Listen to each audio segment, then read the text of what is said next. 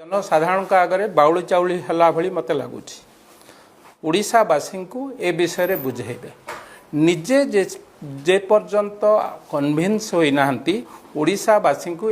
एभली भ्रमित न्यूज बा भ्रमित भाव में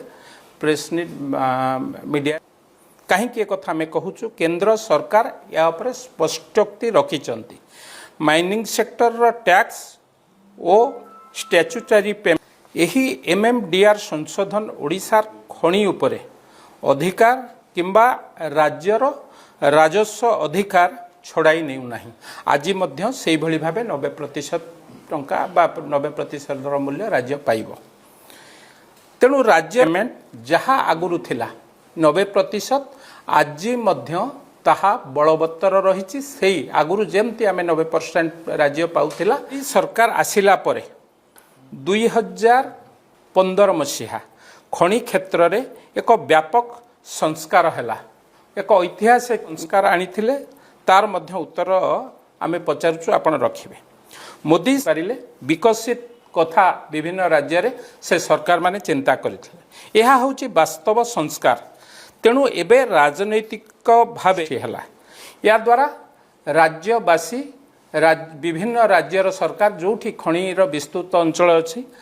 विकास पाई नुआ स्वप्न देखिए वृथा कांदिबा बा एभली आस्फलन निश्चित भावे दुखदायक अरुण बाबू जदि दाबी करुचंती जे 2005 प्रकृत रे ए चिंता ओडिशा पाई थिला तेबे 2005 रे ओडिशा एक्ट को ओडिशा हाईकोर्ट ओडिशा 1 लाख रु 1.5 लाख कोटी टंका पाई थांता तेबे प्रश्न उठुची जदि ओडिशार स्वार्थ और चिंतार बीजेडी रचना करंतु जो माने आज संसद रे आलोचनार पवित्रता कथा कहउचंती से माने ओडिशा विधानसभा रे अतीत रे सेही भली भाबे संसद रे आलोचना हैला कि नहीं कि 5 मिनिट रे आलोचना सरिला ए जो कथा आपण पचारिचंती 2021 प्रबल हट्टगोल मध्य स्लम बा ओजीएसटी संशोधन बिल कौनसी तो संशोधन बिल कौनसी आलोचना बा बिना आलोचना रे मात्र किछि मिनिट रे प्रेरित करा जाइथिला 2 सेप्टेम्बर पाई जाई परिबे एबे आसंतु ऋणर कथा को जिबा